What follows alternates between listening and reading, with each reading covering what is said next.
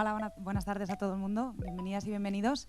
Gracias por estar con nosotras esta tarde en la que iniciamos el ciclo de Making of the Dama. Dama es la entidad de gestión de derechos de los autores audiovisuales y que organiza Serializados. Primero de todo, queríamos dar las gracias a Casa SEAT por acogernos en esta tarde. La idea detrás de este ciclo es analizar escenas de algunas de nuestras series, no tanto desde un punto de vista crítico, ¿no?, que es el punto más habitual, sino desde un punto de vista más interno de las series. Es decir, cómo se gestan los proyectos desde el inicio, desde el guión, la realización, los problemas que puedan surgir en un rodaje, el montaje, la postproducción. Hay muchas cosas más allá de la crítica de lo que vemos en pantalla, y todo esto lo hacemos acompañados de los protagonistas de estas series. Hoy, como os comento, empieza este ciclo con una serie que es original de Movistar Plus, que finalizó tras su tercera temporada y con un gran éxito de audiencia. Y evidentemente, como estáis viendo, pues hablamos de Mira lo que has hecho, que es una serie creada por Berto Romero y dirigida por Javier Ruiz Caldera. Una serie que nos trajo en forma de comedia romántica una variación del típico chico conoce chica, y en este caso lo que pasa aquí es un chico y chica conocen bebé e intentan sobrevivir un poco como pueden. Y para hablar de ella, pues hoy nos acompañan tres grandes invitados, así que sin más dilación les doy la bienvenida a Berto Romero, que es el creador y el protagonista de la serie, a Rafael Barceló, guionista, y a Alberto de Toro, montador de Mira lo que has hecho. Gracias. ¿Y vamos? Muchas gracias. Hola. Bueno, yo lo primero que os querría pedir es romper un poquito la formalidad del asunto. Nosotros lo tenemos preparado aquí para hablar y meter una chapa de la duración que haga falta sin ningún problema, pero creo que puede ser interesante que si en cualquier momento os apetece preguntar algo o queréis dirigir un poco la conversación hacia otro lugar o algo os apetece más que os expliquemos en lugar de lo que estamos explicando en ese momento, yo creo que puede ser incluso más interesante. O Adriana, tú misma, si cualquier momento quieres llevarlo hacia otro lado, pues nosotros estaremos encantados de que lo hagáis. Pero esto es como cuando alguien dice a la clase, alguien quiere hablar y todo el mundo se calla, entonces vamos a empezar nosotros y rompemos esta violencia. Y el encargado va a ser Rafael, que es especialista en estas cosas. Que se lo ha preparado. Pues por el principio. Esta serie, la génesis de esta serie, ¿vale? Cuando nos pidieron hacer un making of, decidimos empezar por el principio. Aunque sea lo menos interesante de momento. La serie esta surge de este libro que editó Planeta a través del Terrat en 2000. Si podéis poner una portada aquí más grande. En 2012, este libro es un libro sobre maternidad desde un punto de vista humorístico. Lo que hace el libro viene a ser una parodia de los libros de autoayuda, ¿vale? Que el libro lo escribimos yo, Rafael, Oriol Jara, Roger Rubio y este señor de aquí, que no hizo la parte tan paródica, sino hizo unas introducciones a los capítulos más cotidianas, ¿no? Con humor. Y bueno, lo que me pidieron era, antes de cada bloque temático del libro, hacer un pequeño escrito hablando en primera persona de lo que había supuesto mi experiencia con la paternidad. Entonces, eso sirvió luego como génesis a lo que contará Rafa. Porque todos los guionistas que hicimos este libro, autores, éramos padres recientes. Entonces, esto fue en 2012, y leyendo estas partes de Berto, alguien en el Terrat, Chen Subirats, el productor ejecutivo de muchas cosas del Terrat, pensó que esto podía ser una serie. Y se lo preguntó a Berto, claro, donde preguntan... Bueno, yo dije que sí porque tampoco me involucraba en nada que se generara una serie y que estas cosas, las ideas se lanzan y luego vete a saber dónde van a parar, ¿no? Entonces yo dije, tengo que hacer algo. Y dijo, no, ya lo desarrollamos nosotros. Si sale ya estaban mis cosas. Pensó que si sale ya se pondría, ¿no? Sí. Entonces, la serie, que aquí tenemos el dossier, o Biblia de la serie, se tenía que llamar Yo soy tu padre. Movistar no estaba todavía. Esto es la Biblia de la serie. No sé si estaría al día de lo que es una Biblia. Una Biblia es una cosa que necesita las cadenas para saber cómo será la serie. Es un resumen de capítulos, un poco el tono. Aquí veis que es un tono no exactamente lo que acabó siendo. No. el tono que tenía la Biblia y el tono que acabó tuviendo la serie no tiene nada que ver. Ahora os explico. Porque esta Biblia corrió por canales que no quería nadie. Y entonces, un buen día, Movistar, y hacía años que rolaba esta Biblia, Presentado a TNT, creo, que yo recuerde a TNT, no sé si alguno más. Sí, no, Bueno. no lo sé. Al Plus, cuando no era Movistar todavía, vale. Movistar empieza producción propia en serio, que el primer año hicieron 11 series propias, y una de las cuales pues nos compraron esta serie, Alterrat. ¿Vale? Entonces, en ese momento ya se llamaba... ¿cómo se llamaba? Mira, ese no. No, Todo esto será tuyo. todo Todo esto será tuyo. Cambió el título de Yo soy tu padre, pasó a Todo esto será tuyo. Ambos títulos no nos gustaban a nadie, pero no nos salía ninguno mejor. Vale. Y ahí vamos con el título, estos malos. No sé si De hecho, el mejor. título, bueno, no sabemos si es mejor o no, o peor, pero no nos gustaban. De hecho, el título final se le acabó ocurriendo a Domingo Corral, que es el director responsable de ficción de Movistar, se le ocurrió a él, y tuvimos suerte que nos gustó a todos. Pero en ese momento era, todo esto será tuyo. Es otra frase que dicen mucho los padres, Mm. pero que igual está mejor mira lo que has hecho, ¿no? Sí, yo Vale. creo que sí. Entonces nos compran la serie y nos ponemos a escribir mediante el siguiente método. Entonces, recopilamos anécdotas que les pasan a los padres, o sea, cosas por las fases por las que pasa todo padre, anécdotas propias, anécdotas de amigos, y anécdotas inventadas también. Esto de pensar una serie pensando ideas de situaciones, en este caso de esta serie, vimos que era un error, ¿vale? Porque nos quedaron unos capítulos, en principio,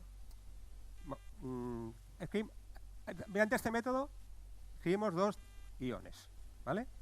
Les enviamos a Movistar. Ellos los leyeron y dijeron, está muy bien. Porque nunca te Oyen dicen, perfectamente. eso es una mierda, siempre te dicen, está muy bien. Pero nosotros no queremos algo tan convencional y queríamos algo más premium, más de autor, ¿vale? Entonces, él, que había hecho lo que había querido, le dijeron que no, lo que tú quieres no es eso, es otra cosa. Bueno, esto fue a fin de bien, porque, ahora, fin de B, no sé cómo se llama en castellano, porque, vale. A fin de bien. A fin de bien, no es una frase hecha, pero... Pues se entiende, de puta madre. Reformulamos los capítulos, ¿vale? Mediante las indicaciones que nos dijeron ellos y lo que queríamos nosotros, que él se puso a indagar en sí mismo y, bueno, y parió o reformuló la serie, ¿vale? 2 capítulos más, se los enviamos y dicen... No, acaba de esto, no. Entonces decimos, hay en el ambiente algo que hacemos un tercero y si no ya paramos. Por las 2 partes, creo yo. ¿Vale? O sea, la serie está en peligro. Entonces hacemos el tercer capítulo que es el que nos convence a todos, a nosotros y a ellos, ¿vale? Que es el tercer capítulo de la primera temporada de la serie, que es el Guardipapis, si lo habéis visto, es el tercero de la primera, que se llama Guardipapis, se llamó Guardipapis. Y ahí encontramos el tono de la serie, ¿vale? Vale. Y a partir de ahí, pues se empiezan a escribir los capítulos y tal. En este proceso aprendimos, estoy todavía en el guión, que no es buena idea partir de situaciones en esta serie. Y la primera temporada se nota un poco, porque si os fijáis, si lo habéis visto, es catálogo de cosas que les pueden pasar a los padres. La familia metiéndose en tu casa todo el día, buscar guardería, bautizarlo, que tenga una enfermedad, vale. Creemos que la segunda y tercera temporadas son ya más como centradas en los personajes, ¿vale? Esto es una cosa que aprendimos mediante este proceso haciendo la primera temporada. Y aprendimos también a usar lo que llamamos la pizarra. La pizarra, si la tenéis, ¿vale? La pizarra esto es muy de making of, o sea, no os interesa si no sois guionistas, pero Bueno, esto es interesante. la tercera temporada. En vertical el número de cada episodio, en horizontal todo lo que creemos que tiene que recorrer a lo largo de la serie. Esto en la primera temporada no lo hicimos porque, como decía Rafael, eran más episódicos. Entonces los llamamos verticales. Era el episodio del bautizo, el episodio de la guardería, el episodio de presentación, que era el primero. Pero ya en la segunda le cogemos ya el gustico y entonces empezamos a hacerlo horizontales, porque nos interesa más que la historia vaya desarrollando. Esto hace que cuando acabes un episodio te deje con ganas de ver el siguiente, etcétera, etcétera. Y aquí están los personajes o los asuntos que tienen que trazarse en horizontal, ¿no? Berto, Sandra, la pareja como un personaje también, porque es lo que va ocurriendo a la pareja también lo teníamos que trazar en horizontal. La mudanza, por ejemplo, que hay una que es tiempo, como había muchos saltos temporales, para no perdernos nosotros. Bueno, a nosotros nos hace mucha ilusión enseñar siempre la pizarra, no sé por qué. Pero le dedicamos a esto entre 3-4 meses de trabajo. O sea, esto es lo que se lleva más tiempo, porque es montar todo el puzzle y luego, para escribir, vamos recurriendo siempre a este esquema. Pero como digo, esto lo empezamos a hacer a partir de la segunda. De hecho, la segunda es una pizarra que no es tan vistosa como esta. Y la siguiente serie que estamos escribiendo ahora, ya la pizarra esa es preciosa. Ya la enseñaríamos un día. Esa es muy barroca, los post-its ya están recortados para que quepan más. Esa es muy bonita, pues no la puedo enseñar. Pero esta es muy grande. Igual aquí está tamaño natural no, pero igual un poco más pequeña. La que tenemos ahora es mucho más pequeña, ¿no? Sí, porque esta en mi casa, esta era la del Terrat. El Terrat tienen pizarras muy grandes, pues es una empresa. Yo no tengo mucho más que decir. Bueno, para cada... Lo he pensado. Veo que sí que interesa esto. Claro, mira, para cada personaje un color y para cada... O sea, para intentar diferenciar cada cosa. Por ejemplo, los de Ángela son de morado, los de la pareja azul, pero luego, a medida que vas escribiendo, pues empezamos a mezclar y, bueno, ya se hace un poquito de lío, ¿eh? Pero es más o menos para... ¿Y esto recuadrado qué era? ¿El qué? ¿Los recuadros? ¿Lo verde recuadrado qué era? Yo no me acuerdo ya. No me acuerdo ya, porque todo esto deja de tener vigencia ya cuando escribes después de esto ya viene el tratamiento, que es una especie de guión, pero que no está dialogado. Es como explicarlo. Entonces, si un guión acaba teniendo 30 páginas, el tratamiento a lo mejor tiene 13 o 14. Pero una vez ya pasas al tratamiento ya te olvidas de esto y solo recurres para ver si te has dejado algo como referencia. Vale. Perdona, Rafael. Entonces, no, poco cosa me quedan por decir respecto al guión, pero sí que la primera temporada tiene un éxito, no voy a decir que inesperado, pero muy sorprendente. ¿Sí? Y claro, esto nos plantea qué espera la gente y qué queremos hacer nosotros en la segunda temporada. Entonces, aquí Bertolt puede hablar de una regla que tiene él para esta serie, que es no repetir situaciones ni temas. Por ejemplo, una tentación sería, en la primera temporada era muy divertido y tuvo mucho, en el espectador le gustó mucho el pediatra enano que sale. ¿No reís? Durante mucho tiempo no tuvo ni nombre. No, en el guión ponía pediatra enano. Vale. Y entonces él, o sea, nosotros decidimos, él que ese personaje quedaría reducido al mínimo y me gustaría que explicaras por qué. Bueno, en el paso que...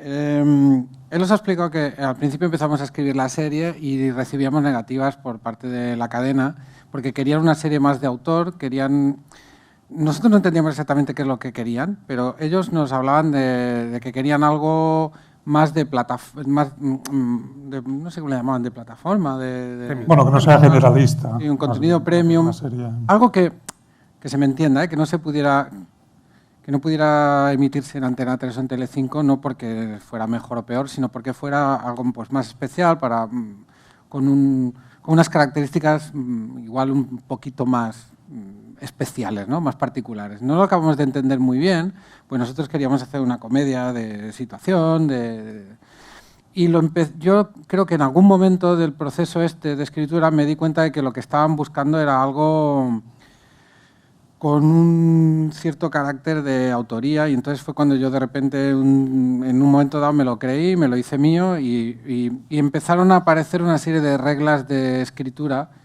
que la primera era que si íbamos a hacer, o sea, se me metió a mí en la cabeza que si teníamos que hacer una serie personalista de un cómico explicando su vida, lo que no podía hacer era algo que ya se hubiera hecho. Entonces teníamos que escapar del universo de Seinfeld, del universo de Louis. En aquella época, Louis C.K., antes de masturbarse delante de nadie, era un referente en cuanto a este tipo de ficciones. Sigue siéndolo ahora, pero si digo que me gusta, a lo mejor interpretáis erróneamente que también me gusta masturbarme delante de gente. Pero lo era. Estaba muy reciente, por ejemplo, El fin de la comedia de Ignatius en España, y entonces era como que no queríamos, pese a tener el personaje que era el Berto Romero. Si hablo del personaje de Berto Romero en tercera persona no es porque esté chiflado, pero es para intentar diferenciarlo de la persona que escribe, ¿no? Pero este personaje, pese a salir en la tele y tal, pues no íbamos a huir de eso, del anecdotario, de televisión, de famosos, con cameos y tal, y lo íbamos a centrar en la paternidad, que nos parecía que era un tema que no se había tratado desde el punto de vista masculino y que venía heredado un poco del libro, porque el libro venía también, cuando escribieron en el libro nos dimos cuenta de que no había literatura para padres que quisieran saber de qué iba eso. No había ningún libro. Había un libro en inglés, pero en español no. Entonces nos pareció que había ahí algo y que era nuevo. Y esta idea de querer hacer algo que no se hubiera hecho empezó a desarrollarse en otras subideas, ¿no? Y otras subideas, pues ¿cuáles eran? Por ejemplo, ya que íbamos a tratar este tema de la paternidad, pues lo íbamos a llevar a lo emocional. Y entonces apareció una idea que es que todo fuera verdad. Cuando digo que todo fuera verdad, que nadie me malinterprete, probablemente nada de lo que se haga en la serie sea verdad tal cual, pero sí que el material de trabajo iba a ser siempre verosímil. O era algo que nos había ocurrido a nosotros, al equipo de guionistas, o le había ocurrido a alguien que conocíamos, o tenía que ser lo suficientemente plausible para que te lo pudieras creer. De hecho, perdona que te interrumpa, algunas de las cosas más increíbles pasaron de verdad. O sea, si pasaban de verdad, iban a la serie. Pero si nos hubiera inventado eso mismo, no hubiera colado. Pero esto quita, pues, por ejemplo, que Berto se vea envuelto en un complot terrorista, aunque podría haber ocurrido, pero yo qué sé, o que trafique con drogas, pues no. Esto no quiere decir que luego el material, como lo trabajamos tanto, se convierta en algo totalmente creativo y aleja de la realidad, ¿no? Un ejemplo es una escena de la que hablaremos más tarde, que trajo cola, nunca mejor dicho, que es una escena en la que yo me quedo dormido y vienen unos chavales y me ponen el pene en la boca, la polla. Siempre me corto, va a decir pene, y me suena peor. Porque va a YouTube, esto va a ir a YouTube. ¿Eh? Y entonces me graban, y esto obviamente no ocurrió nunca, pero era un miedo que yo tenía siempre. Tenía miedo de quedarme dormido en un sitio y que, como soy conocido, me hicieran fotos. Entonces luego el material, aunque no sea real, aunque no sea verdad, tiene algo realista, no sé. Incluso para nosotros mismos, los que lo hacemos, nos daba la sensación de que esa era otra de las reglas, que tuviera un pie siempre en la realidad. Entonces eso se fue extendiendo al resto, ya decisiones de casting. Pues entonces una de las decisiones lógicas de casting es que no hubiera caras conocidas. La única cara conocida era Berto, y el resto tenía que ser gente que pareciera lo más posible que fueran su familia, o que fueran amigos, o que fuera tal. Y entonces, como veis, una idea principal va generando otras que empiezan a darle cohesión a todo. Dentro de todo, claro, la primera temporada, que es la que nosotros vamos buscando, es más episódica, y en la siguiente ya nos venimos arriba y ya queremos hacerla conceptual. La segunda temporada es conceptual, habla de un mismo tema, es horizontal, hay una trama que la atraviesa toda, habla de la crisis de pareja. Y cuando hacemos esta segunda temporada, la primera aún no se ha emitido, porque nosotros empezamos a escribir, pon que la temporada se emite en junio, creo que se emitió, ¿no? No, en febrero, se emitió en febrero. Me he inventado esto, que tuvo éxito y después nos planteamos lo otro. No tuvo, o sea, no sabíamos si iba a tener éxito o no, porque todavía no se había emitido, pero nosotros ya estábamos escribiendo la segunda, con lo cual, cuando apareció la segunda, o sea, cuando apareció la primera, ya estaban los guiones escritos, ya había muy poco margen para para cambiarla. Entonces hicimos de esta necesidad una virtud. Entonces ya dijimos, pues aquí no se repite nada, porque es que no sabíamos si el pediatra iba a ser muy gracioso o no. Ya lo sabíamos de cara a la tercera, pero ya eso se había convertido en una regla y la regla era que no íbamos a repetir situaciones. Cuando no repites situaciones, también te encuentras con un problema y es que llega un punto que se acabó. O sea, ya no puedes... Pero esto da pie a decisiones como, por ejemplo, que se ve la crianza de un niño pero no se ve la de los gemelos. La tercera temporada arranca cuando los gemelos ya tienen una edad que supera la edad de la crianza. ¿Por qué? Pues porque si hubiéramos ido a enseñar eso, nos hubiera durado la serie más temporadas, habríamos sido muy felices y habríamos ganado más dinero, pero rompíamos ya una de las reglas que nos habíamos autoimpuesto. Fíjate que la regla va contra las normas de la comedia televisiva tradicional, que una de las bazas es repetir situaciones y frases y coletillas y personajes y todo, porque es así. Esta serie es más moderna en ese sentido, porque, Bueno, y se ajustaba más también a lo que nos pedía la cadena, que era ser una serie más especialista, más de autor, y ya al final hicimos bandera con eso, ya nos lo creímos y para adelante, ¿no? Esto era Génesis, pero estamos ya en desarrollo, ¿no? Yo creo que podemos empezar a hablar, ya que has puesto el anzuelo, al tema de lo que llamamos Pollagate. Sí, hemos pensado que es interesante, o sea, porque os podemos explicar en cuanto a desarrollo, creo que lo único... Mira, déjame acabar de explicar una cosa, para acabar con todo este panorama de cómo se va escribiendo, cómo se va generando la serie a sí misma y tal. La última fase es la tercera temporada, porque cuando decidimos que la serie se acaba, entonces hay que cerrarla. Entonces, simplemente en la tercera temporada lo que hacemos es intentar hacer un compendio de las cosas que hemos visitado en la primera y la segunda. O sea, la primera era muy episódica, muy vertical, cada episodio iba de su cosita, aunque tenía una mínima trama horizontal, que era un poquito la muerte del padre hacia el final, etcétera, y la madurez del personaje, que empieza siendo un inmaduro y acaba de alguna manera abrazando la condición de padre, pero era bastante vago. La segunda es muy conceptual y es la crisis de pareja, y toda la serie está hablando todo el rato de lo mismo y propone un juego de espejos continuo con todo este material, y además muy metalingüística, porque es Berto haciendo una serie en la que pasan, etcétera. Y la tercera lo que hacemos es volver a recordar la primera, de alguna manera volver, no a ser episódica, pero sí a recordar esa estructura mínimamente de historietitas, también con una trama horizontal fuerte, que vuelve a ser metalingüística como era la segunda, pero de una forma más ligera y recordando la ligereza de la primera, y ahí cerramos todo el concepto de la serie. Entonces hemos pensado que lo que sería interesante para... Yo creo que... Bueno, esto es una señal de que no debes hablar. No tengo que hablar. No vuelvo a hablar. ¿Se me oye ahora?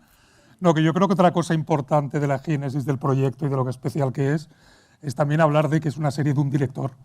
O sea, es una serie que toda la temporada, que normalmente las series pues, se reparten los capítulos entre 2 directores o más, y creo que el hecho que es un acierto y también le da como cierta coherencia el hecho que la primera temporada está dirigida por un director todos los capítulos, que es Carlos Terón, y luego Javier Ruiz Caldera, que hace las otras 2 temporadas, ¿no? Y creo que esto también es algo importante a la hora de darle una coherencia. Y de un montador. Bueno, el montador ya es... Una serie de un solo montador. No le quites importancia a eso. Gracias. Pero creo que eso también es para resaltar, ¿no? Sí, por supuesto. De hecho, hoy hemos venido aquí como todas las partes del proceso, que falta la dirección. Pero bueno, todo el mundo entiende que esto es una parte... Lo bonito de esto es que en este proceso todo el mundo cree que su parte es la importante y el resto son partes accesorias que, si se hacen bien, contribuirán a que su parte, que es la buena, brille como la obra maestra que es. Entonces todo el mundo lo cree. O sea, los guionistas pensamos evidentemente que es el guión, pues sin el guión no hay nada. El director... tiene razón. El director y luego el montador también cree que haga lo que haga todo el mundo, como al final lo va a montar. En cambio, los actores son lo más humilde que hay. Es verdad. Sí. No, pero yo creo que el montador es un poco como los pintores de las casas. Los pintores buenos, no los del cuadro, los de las casas, los buenos.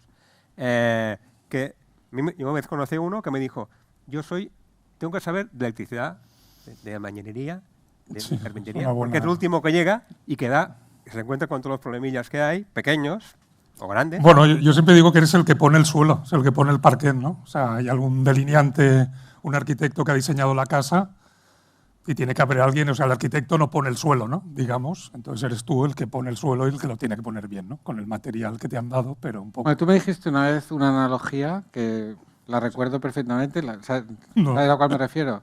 Bueno, me dijiste que para ti, de alguna manera, el guión son los planos, el director es el que va a comprar los materiales, sí, bueno, pero sí, el que hace la casa eres tú. O sea, el que construye, sí, o sea, eres cuando ya tienes todos los planos, los materiales, el suelo, las tejas, todo, pues en el montaje, más que el montador, es que en montaje es donde te construyes la casa, ¿no? Vale, pues yo pienso la que casa, una por mierda muchos para ti, materiales. una mierda para el director. Pero bueno, por muchos materiales buenos que haya, la puedes construir torcida y puede quedar una casa que... ¿No? Bueno, pero veis cómo es bonito, cuando te llevas bien no pasa nada. Si no te llevas bien, pues aquí imagináis la cantidad de problemas que pueden haber. En nuestro caso también somos un equipo bien avenido porque tampoco creo que nadie se mete demasiado en el trabajo de los demás. Y yo tengo que decir que a mí me ha venido muy bien trabajar con todos ellos porque hay cosas que aplico ya luego en escritura. Rafael ya lo sabe, que muchas veces estamos escribiendo y les digo, detecto un problema que les digo, vamos a solucionarlo ahora porque es que si no me lo voy a encontrar. Me lo voy a encontrar con Javi o me lo voy a encontrar con Alberto porque ya veo lo que va a pasar luego. O sea, Bueno, es que yo de hecho creo que se nota, una de las cosas que se nota en la serie, que es algo que se ha hecho entre amigos. Y es algo que al final hacerlo entre amigos impregna el material, ¿no? O sea, el material se manosea mucho, ya viene muy, muy manoseado de guión, pero luego antes de rodar el director y el montador se reúnen conmigo y así los guionistas para que no... ahí ya no te pueden molestar. nada, ¿eh? Y entonces ahí ya se empiezan a cortar las uñas al guión y a prepararlo ya. Y en cada una de esas fases, luego también viene producción y te viene a pedir explicaciones de por qué, porque esto, si lo puedes explicar de forma más barata, porque y esto cambia muchas cosas. O sea, realmente, por ejemplo, en la tercera temporada teníamos más presupuesto, pero no tanto. Y yo la idea que tenía para la primera secuencia de la tercera temporada era una trinchera en la Primera Guerra Mundial. Y era es que lo tenía metido en la cabeza que era una trinchera en la Primera Guerra Mundial y gas mostaza, y para mí era muy importante que fuera la Primera Guerra Mundial y salían de las trincheras y entonces allí había una niebla y alambre de espino y iban quedando allí atrapados.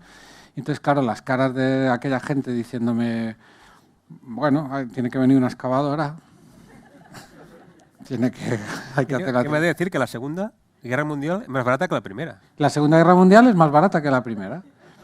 Porque los uniformes son más fáciles de encontrar, por una serie de movidas. Entonces, de la trinchera, de la primera, pasamos a la segunda. Del campo de batalla, oye, ¿y si son unas ruinas de un castillo? ¿No te valdría igual? Sí, hombre, por supuesto. Lo mismo. Al final, empiezas a hacer concesiones, pero que mientras no afecten a la idea original, a mí me da un poquito igual. O sea, si llega un momento en que ya la idea se desvirtúa y ya es otra cosa, no. Pero... estos son cuestiones de presupuesto. Luego hay otras que afectan a la dirección. A la dirección normalmente son, si una cosa es muy difícil de rodar tal como tú la escribes y hay otra forma más fácil, más efectiva, que seguramente será más barata. ¿Por qué? Porque llevará menos tiempo rodarlo y el tiempo es dinero siempre en un rodaje. Escogeremos esa opción. Y entonces eso hace que caigan muchas escenas que a veces son intermedias, pues si estos personajes tienen que ir de un punto A a un punto B, pues más rápido que estén ya en el punto B, y se trabaja mucho la elipsis y en esa parte del proceso se hace mucho con el director, con el montador y bueno. ¿No te dijeron una vez, esto no es de tu serie, estos dos? ¿No te dijeron una vez? Bueno, Alberto, muchas veces, sí. No, es que esto no es de la serie. Y yo pensaba, pero si es mía. Pero tenía razón. Lo que más jode de Alberto es que acostumbra a tener razón. Pero lo que os quería decir es que hemos pensado que igual lo interesante es que os expliquemos los problemas, no lo que ha ido bien. Lo que ha ido bien ya es evidente, es lo que se ve en la serie, tal como está bien. Pero ha habido un par de momentos donde hemos tenido problemas y esos problemas vienen derivados de problemas de guión que luego han llevado a problemas de dirección o problemas con producción, con la cadena, con el público, con el montaje. Y yo creo que ahí es donde se ven los mecanismos de una serie, de la producción de una serie, que pueden ser interesantes para el making of. Entonces, si alguien tiene algo que quiera preguntar de lo que hemos hablado hasta ahora, podemos hacerle un hueco y si no, os explicamos estas cosas. Pues, adelante. Vamos. ¿Escucha? Yo sí, pero no sé si... Vale. Sí. Yo, justo de lo que estabas diciendo ahora, del tema del guión y tal, porque es algo que me parece muy interesante, no sé si nos podríais explicar alguna escena que cayera del guión que os hiciera especial rabia quitarla porque era algo que os gustaba mucho de esa escena. Rabia no da nunca porque tenemos, ahí voy a decir los huevos pelados, pero no diré, tenemos las suficientes tablas como para antes de escribir, el ego lo dejamos fuera, ¿vale? Y si nos enamoramos de alguna secuencia, pues mira, da igual, porque además siempre te la puedes guardar para ti y meterla en tus cosas, ¿vale? En tus historias que hagas, o en cuentos que escribas, o lo que sea. En este sentido, no nos sabe mal a mí, y a él tampoco creo. Y somos bastante crueles con el asunto, es decir que, y además, al final hay un proceso como de selección natural en que se tiene que quedar, si se tiene que quedar la escena, se lo tiene que currar, o sea, tiene que ser por algo. Entonces acaban quedándose solo las escenas que o hacen avanzar la trama o son cruciales, pero todo lo que es un poco accesorio tiene siempre muchos números de irse a la porra. Por Eso ejemplo, lo sabemos. la tercera, Eva Ugarte, Sandra, Sí. tenía una subtrama en la que iba a la universidad. De hecho, se ve, pero dice que va. Había una escena en la universidad, pero como no aportaba mucho tampoco. Y ahí... De hecho, creo que esta es la única secuencia, yo creo que se ha cortado. O sea, yo no recuerdo ahora... Esto se rodó, ¿no? Eso se rodó y no entró por ritmo y porque no encajaba, o sea, hacía caer el ritmo del capítulo. Bueno, y porque además el capítulo era como muy temático y de repente eso se iba a otra cosa que no, o sea, en ese momento no tenía mucho interés, pero yo no tengo el recuerdo de haber cortado, o sea, sí, hemos cortado muchas secuencias, hemos cortado cosas, pero seguro que hay alguna porque... No, hemos recortado mucho y movido cosas de sitio sí. y recortar absolutamente. Pero, por ejemplo, hay una en el final de la segunda temporada que es resolución de la trama de los cuñados que han tenido como una affair y se despiden en un baño que también se fue a la porra. Se fue. Sí, pero que son muy pocas para son pocas. 18 capítulos. Se rodó, sí. Sí, también. Sí. Sí.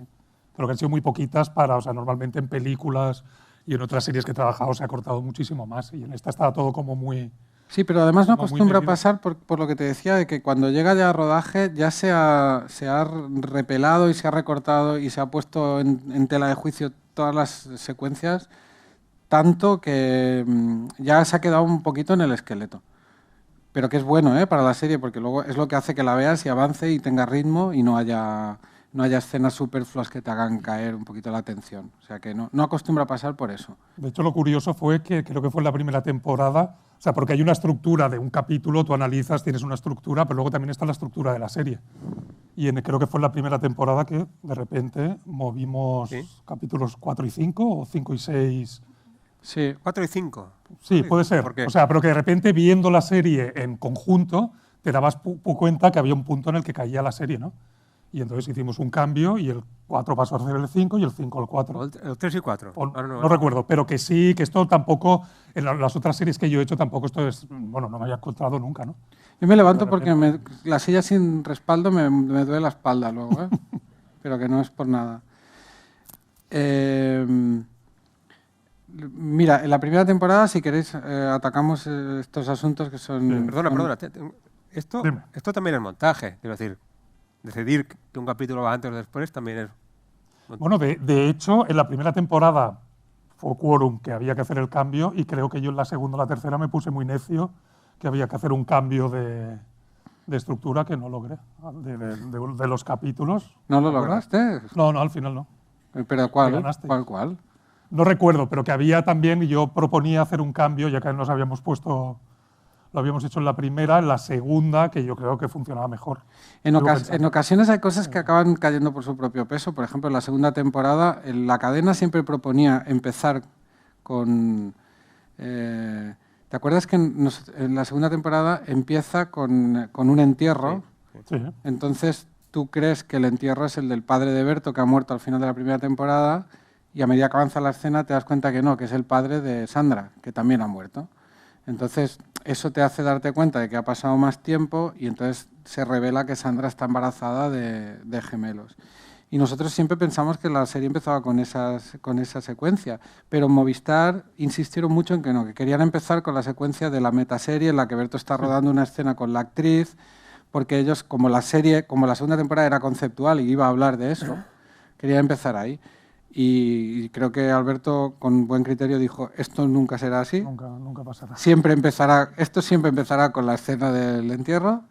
Y Bueno, era muy evidente. O sea, viendo el día que montamos la secuencia, pues ya sería está. claro que este era el inicio. Creo que cuando os mandé la secuencia era con el cartel de esto empieza, Sí. así empieza, ¿no? Sí.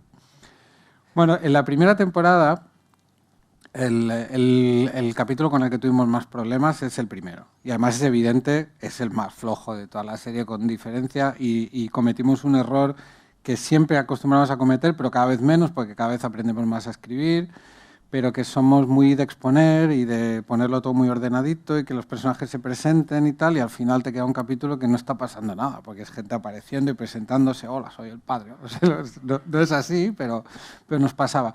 Y todos los capítulos también fuimos aprendiendo luego que iban de algo, pero este primero no iba de nada. O sea, era un capítulo que... En teoría iba de la familia en casa y cómo molesta. Sí, pero tuvimos... ¿Perdona? ¿Habría dicho algo? No, vale. Pero... tuvimos un problema de que ese capítulo nos flojeaba un montón. Luego había otras razones de algún actor que no nos funcionó exactamente como queríamos y luego su papel se redujo, entonces nos quedaba corto de minutos y teníamos un capítulo que se nos estaba yendo a los 20 minutos. Y claro, decíamos, a ver, si es que si nos baja a los 20 minutos, estamos haciendo una webserie y es el primer episodio y teníamos bastantes problemas con eso. No sé Porque si... por mucho que cortaras tampoco estaba mejorando. O sea, No. nosotros intentamos salvarlo a base de recortar, de que fuera más corto, pero había un problema de base. Entonces, este capítulo pasaba mucho en la casa de Berto y Sandra y tenían la familia dentro de casa y tal. Y entonces había una escena en la que el padre estaba viendo la tele y entonces estaba bebiendo una cerveza, entraba su suegro y entonces él gritaba a la tele, ¡subnormal! Y entonces el suegro lo miraba como, lo juzgaba con la mirada y él decía, el árbitro este que tiene el síndrome de Down, y abría la botella. Mira, tío, nos hacía gracia que decía Down y la cerveza era Down, porque el padre como que hablaba mal y tal, y bueno. Pero esto cayó de guión. Esto Cayó de guión. No, se rodó. esto se rodó, pero luego no funcionaba, la escena no funcionaba. Entonces saltó del montaje. Esa escena no existe. Existió en el guión, se rodó, se montó, no funcionaba, fuera. Entonces eso, el del capítulo no ocurre. Pero más adelante, al final del capítulo, llega Berto a la casa y entonces le ha caído una colilla que ha tirado su cuñada por la ventana. Te dice, ¿qué te pasa, cuñado? Y dice Berto, un vecino retrasado que me ha tirado una colilla. Y entonces el padre se giraba y tenemos la escena, si queréis, si queréis verla. Esto es lo que ocurría en el montaje final del primer episodio. Síndrome de Down. ¿Le pongo un parche? ¿O qué hago? Mira, putada, ya no. Pues si cabe el dedo, tío.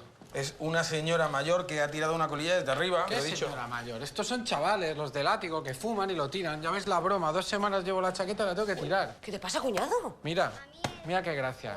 Algún vecino retrasado que ha tirado una colilla y me ha hecho un agujero en la chaqueta. Se dice síndrome de Down, hijo. Muy bien, el lingüista. Mira, es Berto. Bueno, pero quitarlo, que ya me tenéis muy visto. Estoy aquí en persona. Sube el volumen, niño. El padre dice, síndrome de Down era un recuerdo, como un eco del chiste que habíamos plantado antes, pero que tampoco... Se llama callback esto. Es un callback, ¿no? ¿Recuerdas? Y entonces Berto se ríe del padre y dice, habló el lingüista, como que no sabe hablar.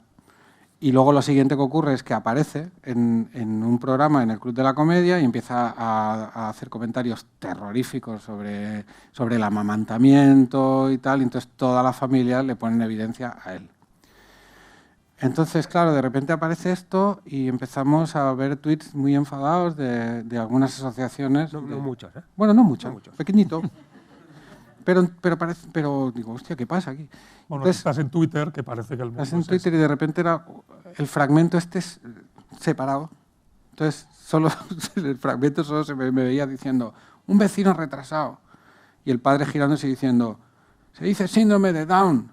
Síndrome de Down. De Down, pero no parece muy bien que diga Down. Parece Down y nosotros haciendo, ja, ja, ja, y ahí cortado. Entonces, madre mía, qué vergüenza. Bueno, Hicieron un change.org hicieron un change para que los guionistas pidiéramos perdón. para que pidiéramos perdón. Y entonces, Change.org. bueno, entonces nos encontramos en una situación muy incómoda, porque claro, el Movistar me dice, oye, ¿qué hacemos con esto? Digo, es que ojalá fuera un chiste que yo quisiera defender, pero es que esto no es ni un chiste, es un recorte que nos ha quedado porque el capítulo iba corto, tampoco que nos dicen que lo cortemos, pero que si, bueno, hay como un gabinete de crisis, ¿no? ¿Queréis que lo defendamos y tal? Digo, chico, yo qué sé, a mí es que me da igual, o sea, si el capítulo en la plataforma ya se subió sin ese fragmento. Y No, se subió con este fragmento. se subió con ese fragmento. Cuando hubo los problemas, Claro, entonces lo cortaron. desapareció durante unos momentos, lo cortaron, ya ni siquiera pasó por nuestras manos. O sea, hicieron una ñapa así, un corte extraño que si ahora lo veis, si os fijáis Si os en esto, fijáis, si lo no ponéis, está. hay una cosa rara ahí que nadie se da cuenta, ¿no? Porque pasa muy... Pero no está. Ya. Pero, sin embargo, como... ¿Está? ¿El fragmento está ahora? No. Es que, o sea, ahora ya no está. O sea, si fragmento vosotros no- ponéis el primer capítulo y buscáis esto, está diferente. O sea, lo de síndrome de Down, o sea, respetaron lo de retrasado, pero lo de síndrome de Down, Claro, porque al parecer si dices retrasado no pasa nada, pero si lo equiparas con síndrome de Down es un insulto, pero no lo sabíamos. bueno, para mí lo problemático sobre todo es que esto definía al personaje. O sea, no era algo que la serie se estuviese riendo de nadie, sino que definía al personaje, que el personaje, si ves la serie, pues es bastante animal. Pero era imposible defender... Bastante antiguo. Pero que es lo problemático que está pasando ahora, que es que ahora incluso estás escribiendo y tienes que ir con pies de plomo porque ahora todo se ve, o sea, con esto de lo políticamente correcto, pues, creo que se ha convertido en un problema. Sí, lo que pasa es que aparte de eso, el problema añadido es que como no es imposible defender esto porque es que como no hay ni un discurso detrás, es un trozo, es medio chiste mutilado de otro que venía de antes, etcétera, etcétera, con lo cual no sabíamos ni cómo defenderlo. No, pero yo lo que con creo es cual que dice dijimos, mucho de lo que sí, está pasando ahora claro. mismo, ¿no? O sea, Rafael y yo hemos escrito un guión y de repente tienes que ir con mucho cuidado. O sea, tú ya te has puesto el chip de decir, hostia, lo hemos hablado alguna vez, que un personaje que de repente dice, ¿pero qué te pasa, subnormal? No sé qué, cuidado, Sí, podemos sí, poner sí. que de repente es, pues sí lo puede decir, pues un personaje negativo, es un animal tal, y que lo diga y punto, ¿no? Claro. Entonces, Sí, también un personaje machista, pero es que es el malo. sí, pero por eso, pero que ahora todo el mundo tiene el chip este, ¿eh? Yo en otras series que he montado en Reyes de la Noche pasó lo mismo, que de repente todo el mundo estaba con mucho cuidado de que hasta personajes los más animales se comportaran como buenas personas, ¿no? Entonces esto ocurrió, lo eliminamos de la plataforma, no pasó nada, pero esta asociación ya había hecho un recurso a no sé quién. Sí, al juez. Sí, Y de repente un día, 3 años después, o 4, aparece una noticia en redes de la Audiencia Nacional ha desestimado el recurso de Movistar para eliminar un fragmento de la... El recurso de Movistar o a Movistar, ¿no? El recurso contra Movistar. Sí, no sé qué coño era. Sí, hubo denuncia y todo. Pero entonces nosotros, a mí me preguntaba la gente, ¿pero qué ha pasado con esto de la Audiencia Nacional, Alberto? Digo, que yo sepa nada. Porque no había caso, simplemente... Entonces, lo que empezaron a ver tweets en ese momento de gran parte del independentismo que decía, mirad la Audiencia Nacional. Mirad qué pandilla de trogloditas que hasta al pobre Berto le están dando caña, luego ya se encargaron de darme caña a mí por otra cosa, pero en aquel momento, en fin, bueno, esta es una de las dos situaciones que se produjeron que nos quitaron un poco que nos quitaron el sueño unos días por tonterías, la siguiente os va a gustar aún más. O os va a gustar, si es que esta nos ha gustado. Porque al final... Hay una cosa que quiero decir de esto de que el primer capítulo fuese más flojo. O sea, yo creo que hay una regla de la dramaturgia, que es que las cosas tienen que ir siempre a mejor. Con lo cual pasa muchas veces que ves series donde el primer capítulo es la hostia y luego va a menos. Yo creo que todo, ya sea una película, la estructura de una película, la estructura de una serie, o sea, tendría que ir siempre a más.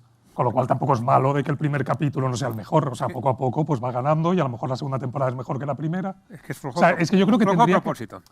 No, pero me refiero No. que es una cosa que es normal, que también estás buscando, o sea, faltaría más que lo primero, tú cuando ves películas que pasa todo el tiempo, que son 15 minutos de la hostia, pero luego las pelis se caen, pues es lo peor que te puede pasar, ¿no?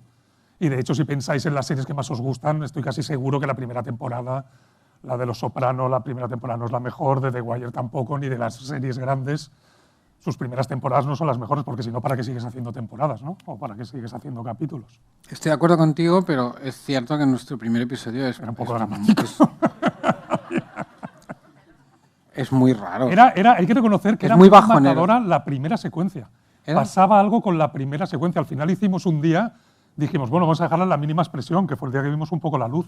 ¿Cuál era la primera secuencia? La de la familia, o sea, la presentación de la familia, que ibas al sofá. Bueno, la primera secuencia obviamente es el prólogo del parto, El parto. pero luego entrabas y esa secuencia es que era un hueso. Y al final, si la veis ahora, es que la secuencia se ha quedado en nada. O sea, la secuencia duraba el triple o 4 veces más, y no exagero, de lo que dura ahora. Y vimos la luz, con lo cual no solo el capítulo quizá era el más flojo, sino es que la primera secuencia, el primer capítulo, era la más floja también. Con lo cual... Le costaba mucho arrancar, mucho. Sí. Pero bueno, oye. Yo digo que creo que es bueno que las cosas evolucionen para arriba, ¿no? Sí. En el capítulo 5 de la primera temporada nos centramos mucho en la primera temporada porque es en la que nosotros nos fogueamos, la primera serie que escribíamos y que con la que tuvimos más problemas. Y yo creo que también a nivel de montaje la que más vueltas se le dio por todas partes, ¿no? Sí. Porque hostia, vaya soplido te ha salido. No, es que las otras fueron muy fáciles. ¿Lo pasaste muy mal o qué? No, pero sí o sea... Bueno, porque hay una cosa que ahora que ya ha pasado y se puede hablar porque la serie ha sido un éxito, pero hay un punto donde empiezas a trabajar con un amigo tal y te preocupas de que de repente ves que las cosas no funcionan, a lo mejor dices, hostia, a lo mejor estamos haciendo una mierda. Ya. Entonces, eso es algo que ahora que no ha pasado, pues ya dices, pues ya está. Pero en el momento, o sea, a mí me ha pasado muchas veces, yo ya tengo cierta experiencia montando y a veces he montado películas muy malas y llega un momento que dices, hostia, pues haces lo que puedes, lo arreglas y tal, pero sí. O sea, no es que lo pasáramos mal, pero lo que yo sí creo es que con el primer capítulo sí lo pasamos mal de verdad. No, pero la primera temporada, ahora que hago memoria, está llena de ñapas. Hay un pero que también te pone a prueba tu creatividad. Porque, por ejemplo, hay una escena... siempre nosotros hemos intentado que las primeras secuencias otra de las reglas, de esas reglas que nos íbamos inventando sobre la marcha, era que las primeras secuencias de los episodios tenían que intentar descolocar. Pues porque te cambiaran el punto de vista, te introdujeran unos personajes que no conocías, te explicaran otra historia. Esto estaba muy presente en la primera, como se explicaba antes, deja de estarlo un poco en la segunda porque se vuelve temática. Aún está esa voluntad de que la primera secuencia sea un poco especial, pero ya es temática la segunda, y en la tercera vuelve con fuerza a recordar la primera, ya haciendo prólogos que sean casi pequeñas peliculitas de género, ciencia ficción, bélica, etc. Pero, por ejemplo, había una en la primera temporada en la que un amigo de Berto, que no aparece más que en esa secuencia, le explica una anécdota de él con una prostituta en la carretera, que le aguanta al niño, pero claro, le aguanta al niño y él le da dinero y ella le dice, a ver, el dinero tiene que ser para que te la chupe porque yo estoy trabajando, y entonces claro, si yo estoy trabajando, pues claro, yo tengo clientes que van a venir y se la tiene que acabar chupando, ¿no? Entonces era... En principio esta era para Berto, pero dijimos no. Claro, esto viene todo heredado de etapas anteriores de guión donde el personaje era más incorrecto. Era más incorrecto o era más Peter Pan y no quería saber nada de su paternidad, etcétera, etcétera, pero esto iba cambiando. Entonces esto pasa de explicárselo, de protagonizarlo Berto a protagonizarlo un amigo, pero eso lo rodamos y no funcionó. No nos gustaba cómo funcionaban los actores. ¿Y qué hacemos? ¿Qué hacemos? Otra vez el mismo problema. Tenemos un capítulo, una secuencia entera no funciona, ¿qué hacemos? Y entonces la sustituimos por una secuencia animada. Y está toda animada como si fueran ilustraciones de un cuento infantil, con la narración en audio del actor que lo había interpretado, pero sin el actor. O sea, él solo aparece al final en la habitación explicándole y le ha explicado esa secuencia. Si hacemos de la necesidad virtud, ¿no? Pues vale, pero no lo tuvimos que inventar porque no funcionaba. Puedo ser sincero, no era por una decisión artística en principio, sino para solucionar un problema.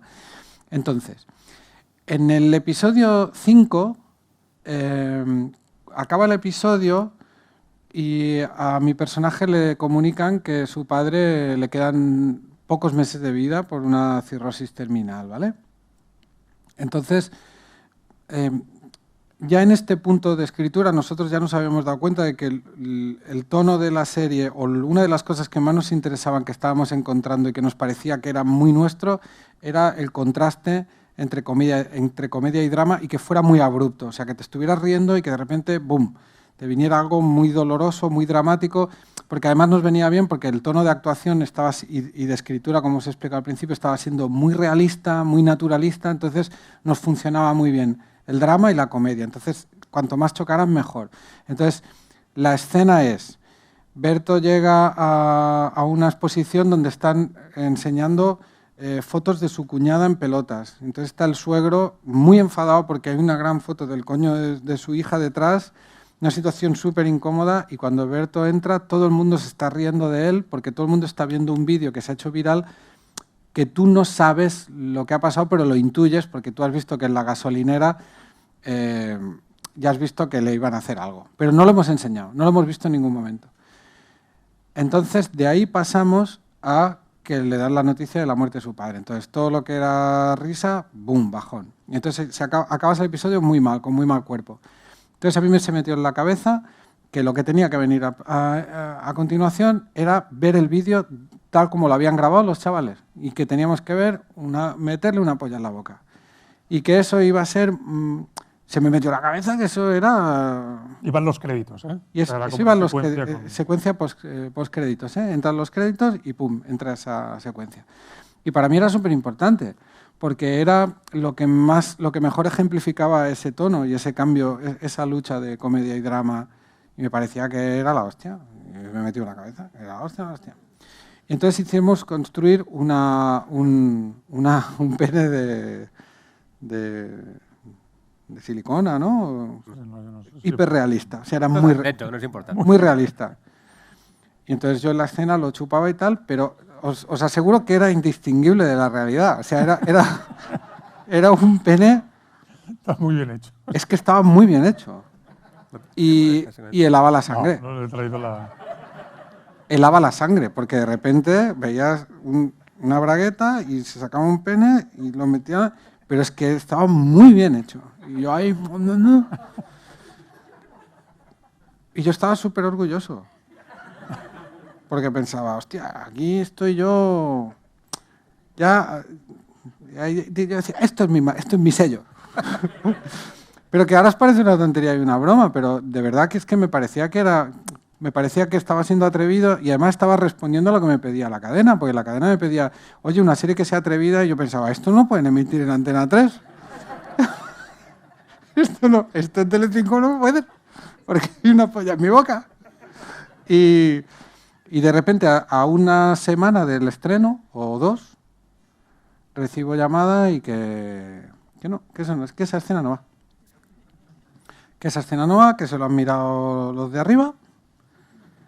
Y porque hay unos señores arriba, siempre en Telefónica, ¿no? Está el equipo que hace las series, que, joder, van muy a tope contigo, pero luego se ve que lo vieron arriba y alguien dijo, hombre, es que esto es porno. Y es que era porno. Es que era muy duro. Y yo no sabía ver por qué era tan... Flácida, ¿eh? Flácida, ¿eh? Sí. Sí, flácida. Pero... y entramos en una crisis muy bestia.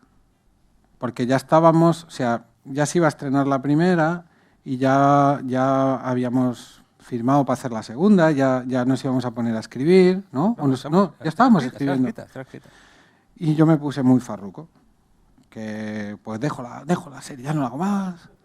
Pero en serio, enfadado de verdad, ¿eh? Y con Carlos Terón también nos llamábamos, y Carlos, pues yo te apoyo, y no me podéis hacer esto, porque ellos decían eliminar directamente la secuencia. Y yo creía que si eliminabas la secuencia, había una parte del capítulo que no lo estabas explicando, que era todo eso que habías dejado colgado con la historia de Alberto. O sea, me parecía que era el chiste final, era resacón en Las Vegas al final, cuando te enseñan las fotos del carrete. Y que había que verlo porque todo el mundo en la exposición está viendo el vídeo y si no das la solución a esto que está pasando es que no tiene sentido. Y entonces ellos nos dicen, no va, no se emite. Y yo, pues, no firmo la serie. Y no hago la segunda. Y hostia. Y entonces hay que decir aquí que el presidente de Telefónica España saliente, pero no me acuerdo cómo se llamaba, ¿eh? Pero bueno, es igual. ¿Payete? No, Payete no. ¿Payete de ahora? No sé, un tipo fantástico que hizo una labor. No tanto, más bajo. Ahora hay uno que se llama Gallo, ¿no? Federico Gallo o Ricardo. Bueno, perdonadme, pero es igual. El director general o presidente, un tipo que gobierna Telefónica, que es una empresa que tiene el presupuesto de un país pequeño, ¿sabes? Una cosa. Pues el que acaba de salir dice, oye, mira, vente a Distrito Telefónica, que es una ciudad que tiene como una ciudad, que es la ciudad telefónica. Hay unos señores allí que trabajan allí y tal. Y hay una tarde en la que yo me presento, me dicen, venga, vamos, vente allí, te explicamos nosotros nuestras razones, tú nos explicas las tuyas y al final vamos a poner la secuencia pero pixelada. O sea, lo que se va a ver está pixelado. Eso está en la serie. Si la veis, está en la serie. Lo tenemos. ¿Tenemos todos los pixelados? No. Vale, el final, como quedó. Podemos ver la escena como quedó. ¿Qué vas a hacer?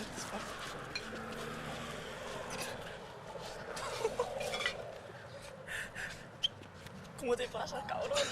Tío, aparta, que... ¿Cómo le gusta? Besos en la boca. Un besito ahí. Ay. ¿Cómo le gusta, ñam?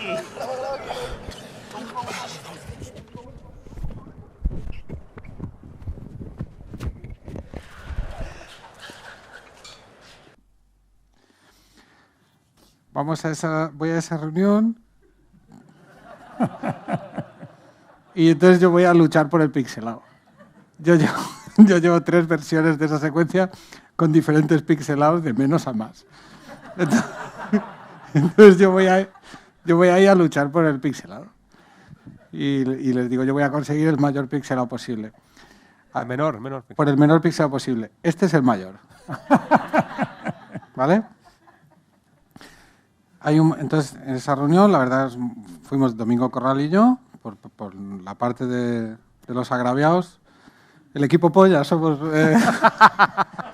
Domingo Corral y yo, y delante, pues 2 presidentes, un presidente saliente y en activo, el de Telefónica, que me explican, oye, mira, pues mira, no ha gustado, piensa que ahora tenemos otro problema con otra serie, yo que sé, a ver si esta secuencia...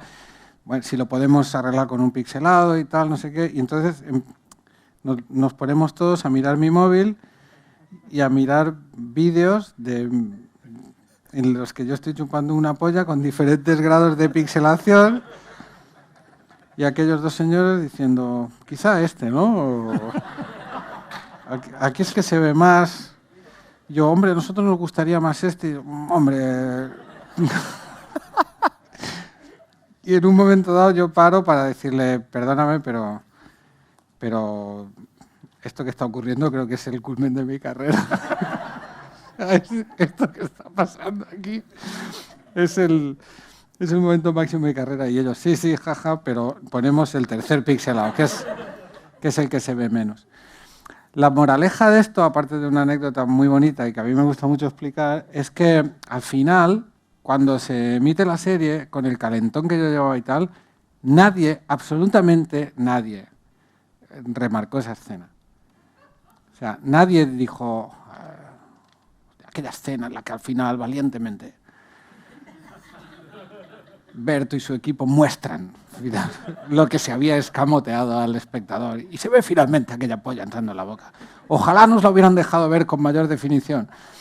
No, simplemente creo que lo que hacía única y especial la serie no era esa secuencia. Sí que era el cambio de frío-calor entre una cosa y otra, pero esto estuvo a punto, eso que habéis visto estuvo a punto de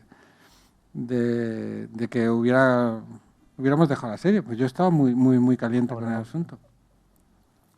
No, pero hay que reconocer que, o sea, esta decisión que, con todo esto que he explicado, pero yo ahora en mi casa tenía el material, había seleccionado, porque yo me cabreé mucho. Sí, todos nos enfadamos muchísimo. Pensé en plan de, hostia, o sea, estáis matando el concepto de esta secuencia y todo. Ahora creemos, porque lo hemos hablado, que era una buena solución también, que quizá mejor pixelado que sin pixelar, pero sobre todo hoy, que yo tenía el material para traer, para que lo viéramos, y de repente he pensado, no hace falta que la gente... Porque era feísimo, ¿no? Bueno, porque era como, igual o sea, puedo entender que hubiese gente, no aquí, pero en general, que hubiese dicho, hombre, esto, ¿por qué coño estoy viendo yo esto?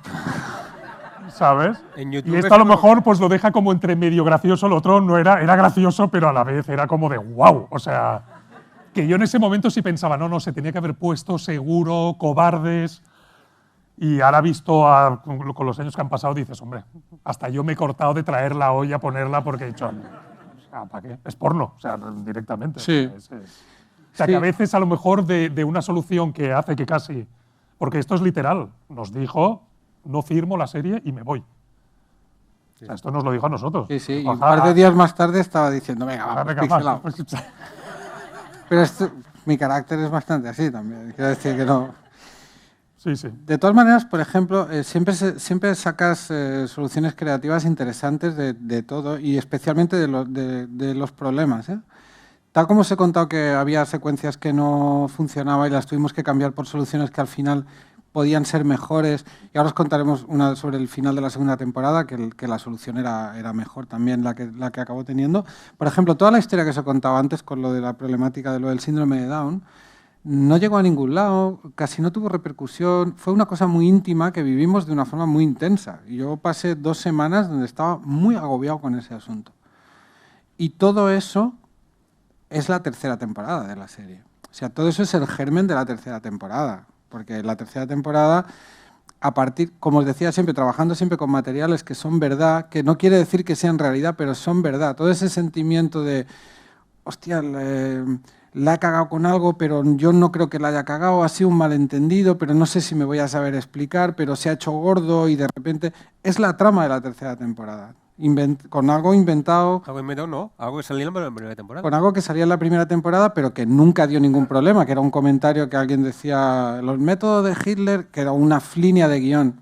Entonces, el mecanismo creativo es... aquí alguien cogió una frase, la sacó de contexto y se lió un pollo que no fue a nada, pero ¿y si? Pues yo ahora me invento que cojo esa otra frase, ¿qué habría pasado si se liara un pollo con eso? Y así hicimos la tercera temporada, que es el mismo mecanismo creativo que el de esta escena que os contaba, que viene de un miedo, que no ocurrió nunca, pero que al final, al convertirlo en material de trabajo, se convierte en una secuencia, en un caso, y en una temporada entera en el otro.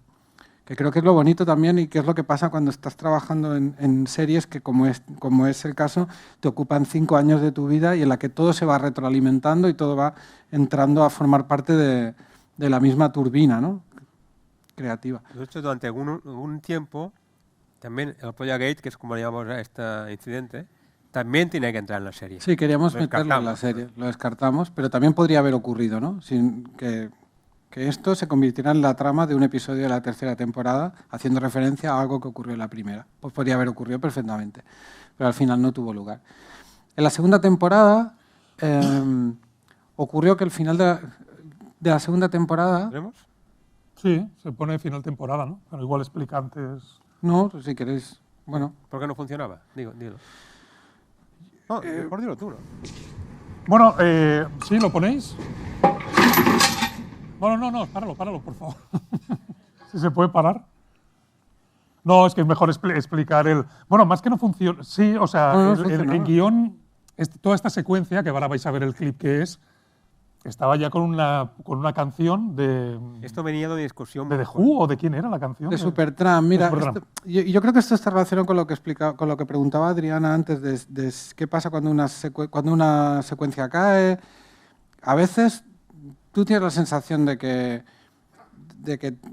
tu criterio es el correcto y de que tu idea está blindada y es perfecta, y simplemente no. Y no funciona. Cuando estaba escribiendo la segunda temporada, o estábamos teniendo las ideas para la segunda temporada, yo tenía muy claro que el final de la temporada iba con la canción Take the Long Way Home de Supertramp, ¿vale? Take the Long Way Home... No la voy a cantar.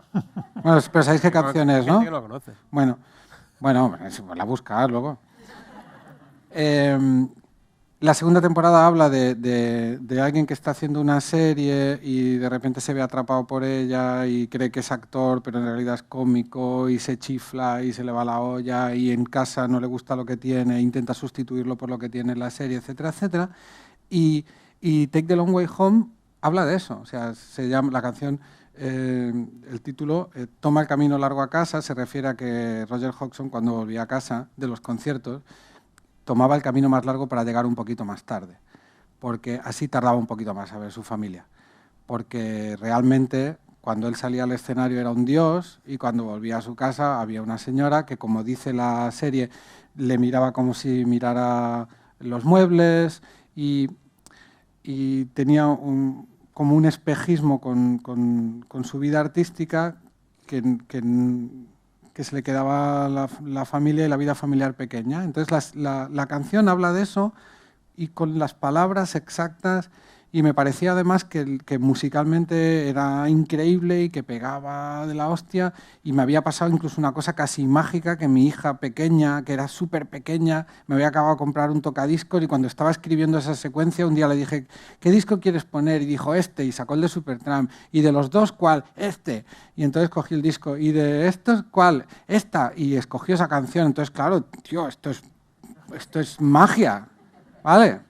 Es magia. Entonces, claro, yo estaba empecinado con eso. Vale, Take the Long Way Home de Supertramp. Producción. Hombre, pero esto es muy cara, ¿eh? Está muy cara. Esta canción es muy cara. Bueno, pero... Otra vez lo mismo. La serie fue muy bien y esta... Venga, vamos, pagaremos lo que haga falta. Recortaremos de allí, de allá y lo intentaremos. Vale, entonces llega la petición a Supertramp. Están peleados. ¿Sabéis que están peleados?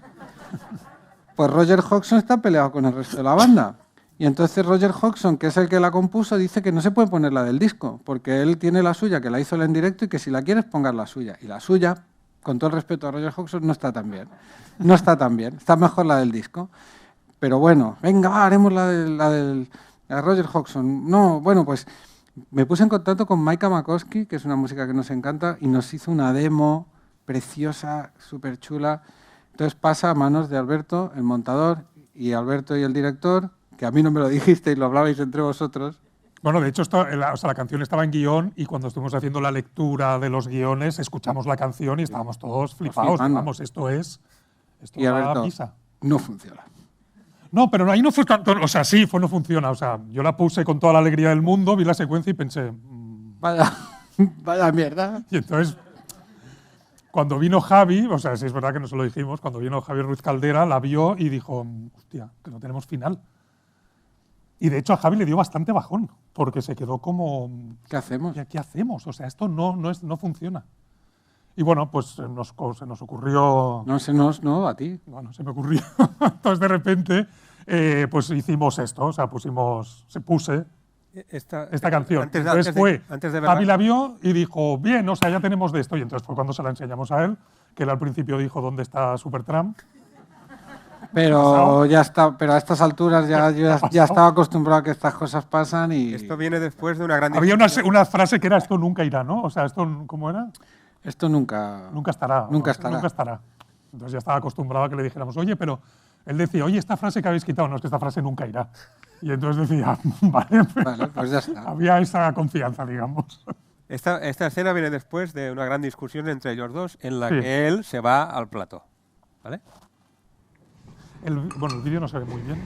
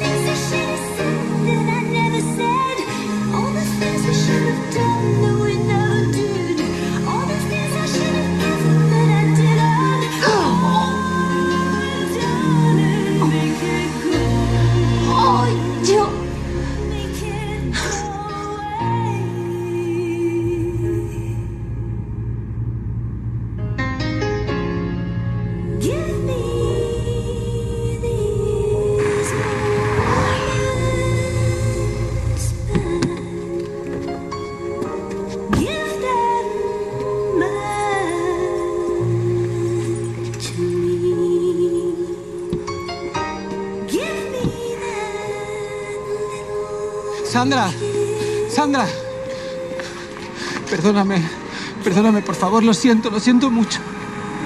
Tenía miedo de que nos pasara como a Rubio, que 3 niños nos mandaran a la mierda, de perderte, de perdernos. Es muy difícil, no sé cómo encarar esto que viene ahora. Yo también estoy asustada, joder. ¿Quieres dejar de hacer el idiota ya y llevarme al hospital? ¿Sí?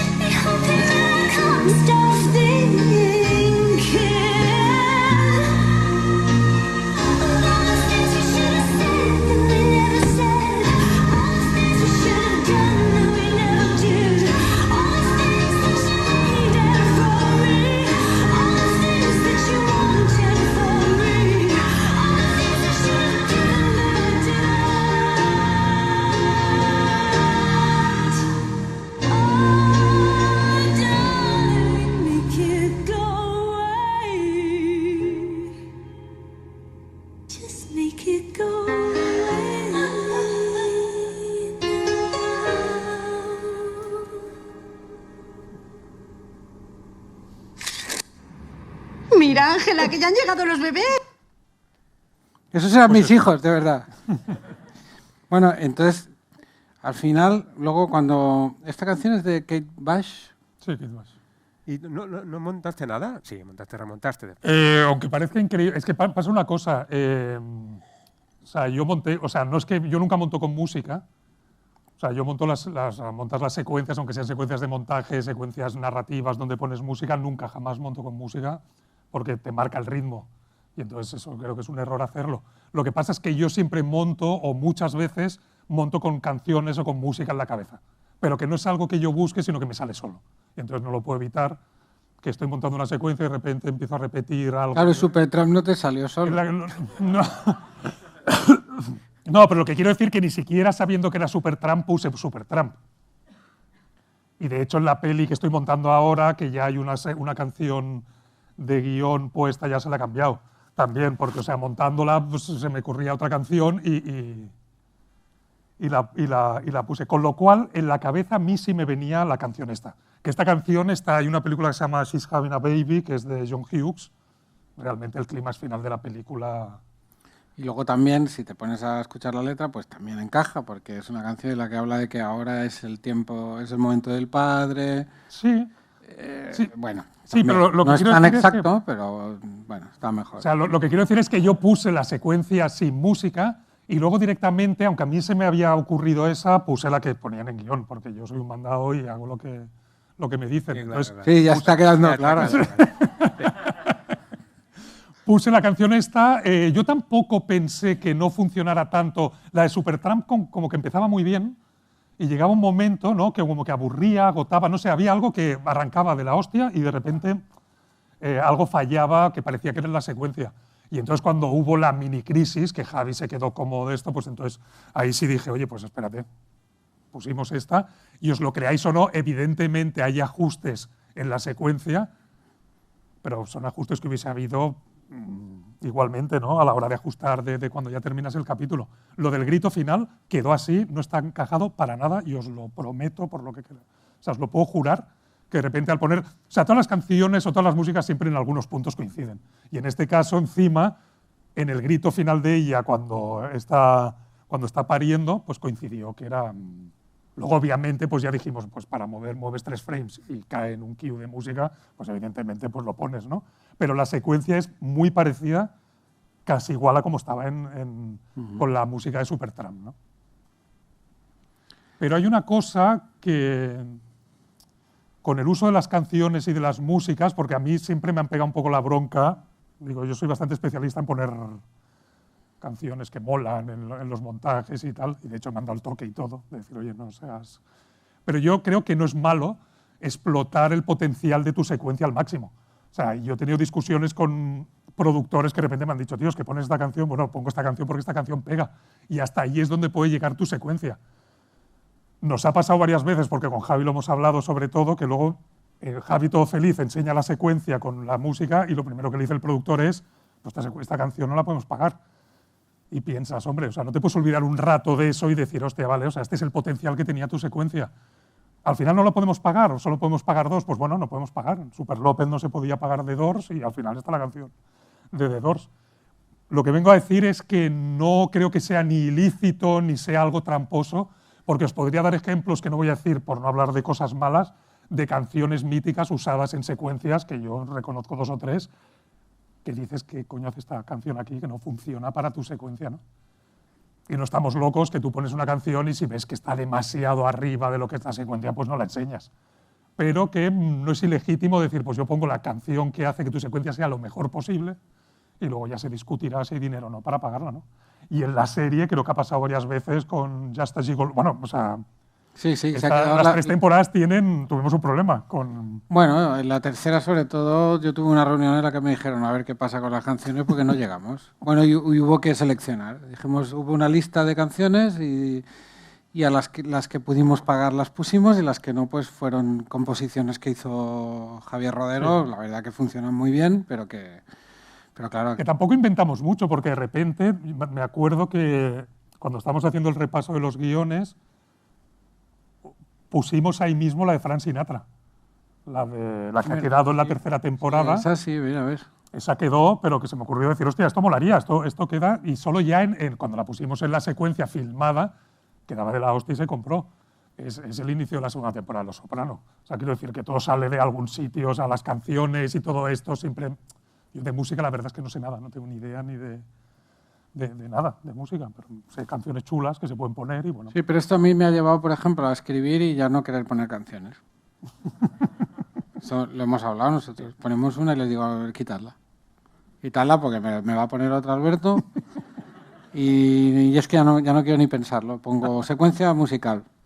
Ya pondré la que les haga los cojones, que seguro que...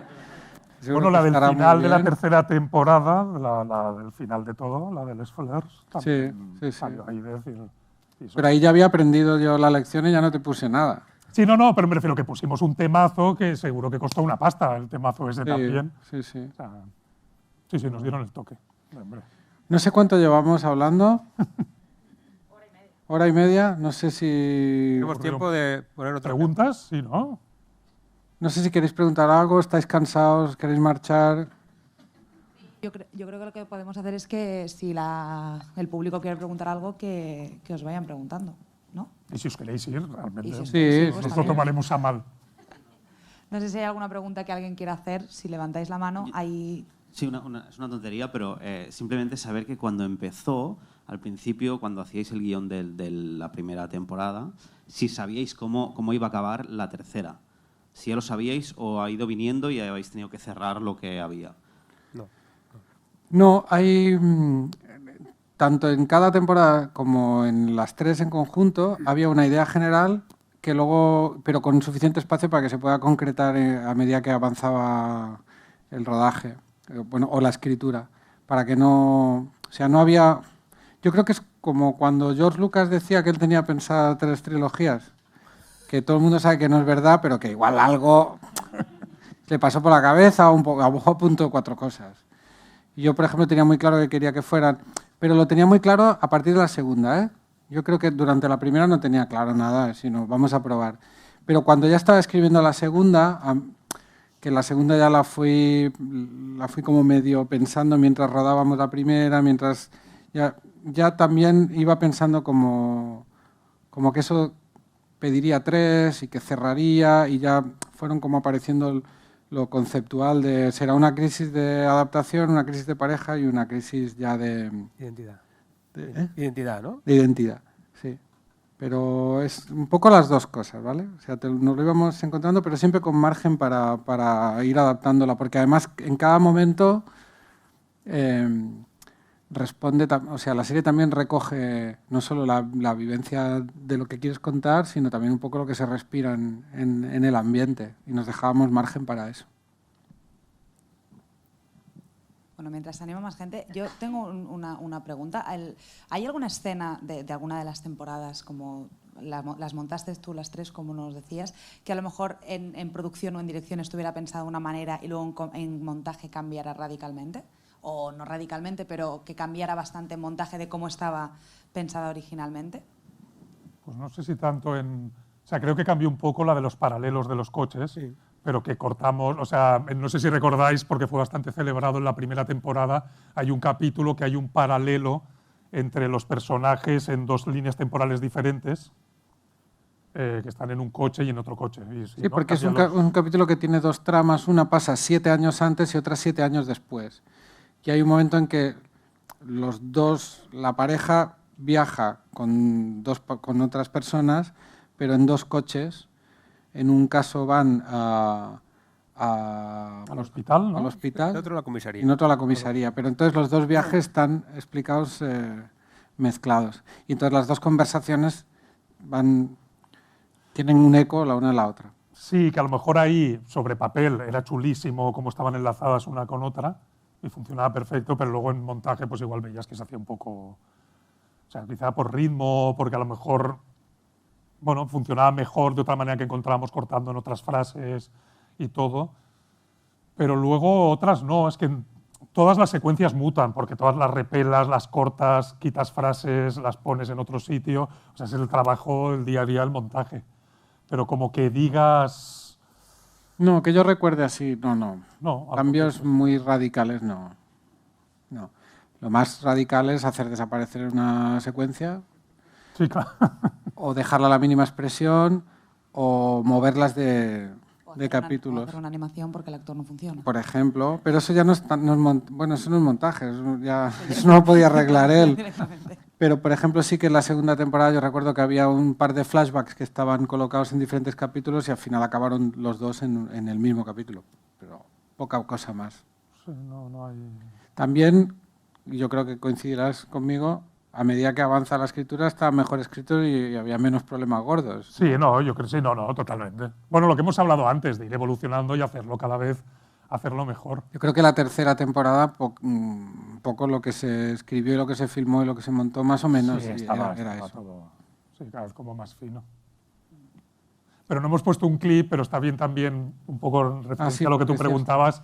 Bueno, pero podemos ponerlo, es muy cortito, sí, el de Ocaña. El que pone Ocaña. Todo lo contrario. Si les das confianza, se sienten más seguros. Oye, ¿estos 2 qué pasa? ¿Que trabajan aquí o qué? Casi. ¿Es el tercer hijo que meten? Cojones, pues les harán un descuentito por lo menos, ¿no? Lo dudo. No veas cómo le mola la panoja a la directora.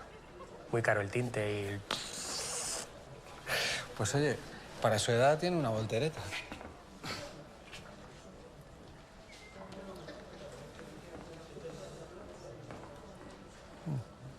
Tiene muy buen aspecto. Gracias. Pues yo cuando recibí el material literalmente porque eso pasó, hice un pantallazo, una foto del personaje de Javier Pérez Ocaña, José Pérez Ocaña. José Pérez Ocaña, y les envié un pantallazo que puse fan. Era un extra con frase, o un extra un poco con... En la primera temporada tiene esa secuencia. Y no hay más. Y otra en la que estamos sentados y está él al lado y no sé qué digo y se ríe y me mira. Pero nos gustó tanto y luego también a nivel personal es un amor de tío y es un placer trabajar con él, que ya en la segunda temporada ya es un personaje. De hecho, en la primera temporada de los guiones su personaje es padre amigo. Y luego le llamamos Ángel Amigo. Sí, pero que es Ángel curioso, Amigo. Es curioso que a mí nadie me dijo nada y yo solo ver el material les dije fan pensando, hostia, ¿quién es este? O sea, pero que a mí me ha hecho gracia. Su cara también, no sé.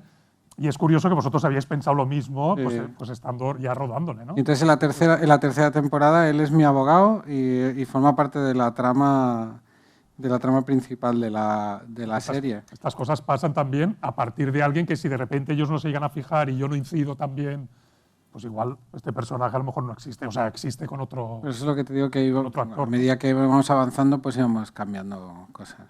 Por ejemplo, esa gorra, ya que está el tema. ¿Habéis visto que hay un personaje que tiene gorra? Vale, sí, claro, bueno, está al principio. Este tipo tiene gorra. Pues ese pelo que se ve ahí no es suyo, porque por lo que pasó se cortó el pelo de un día de rodaje a otro. Entonces creo esa gorra tiene una crisis. Ese pelo que hay ahí no es suyo, es falso. Una crisis del copón, pero del copón. Cuando se cortó el pelo. Llamadas un domingo por la noche que se ha cortado el pelo. ¿Pero cómo que se ha cortado el pelo? Y salía en una escena anterior. ¿Pero cómo no? Y entonces por la mañana llegué, el pobrecillo estaba así. Lo siento, tío, mira, estaba en un programa de tele, no me acuerdo. Entonces, poniéndole una gorra y poniendo pelo por aquí. Y son una pasta estas prótesis. En la segunda temporada, si os da por volver a verla, esto es una maldad, ¿eh? Pero hay un capítulo en que como yo estoy rodando la serie, dentro de la serie, voy con el teléfono y había un diálogo que había que rellenar hueco mientras yo iba hablando. Y entonces yo lo que digo es, ¿cómo que se ha cortado el pelo? Pues ponerle una gorra. Me da igual si parece un idiota, que no se hubiera cortado el pelo. Ningún comentario más sobre el tema y tal, pero venga, va. No pasó nada. Esto se puede solucionar, pero que en las series hay un mogollón de cosas que son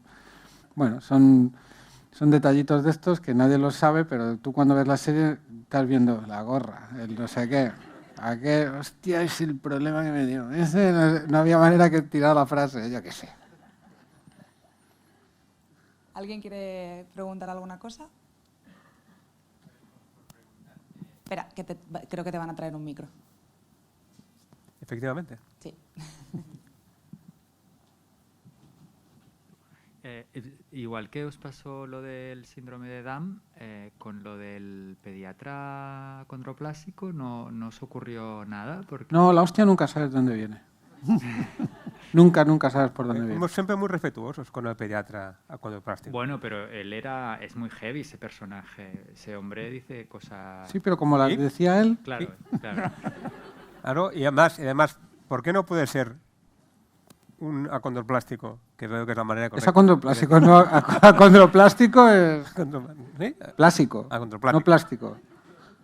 ¿Por qué no puede ser, son personas, por qué no puede ser incorrecto un enano con otros colectivos? No sé.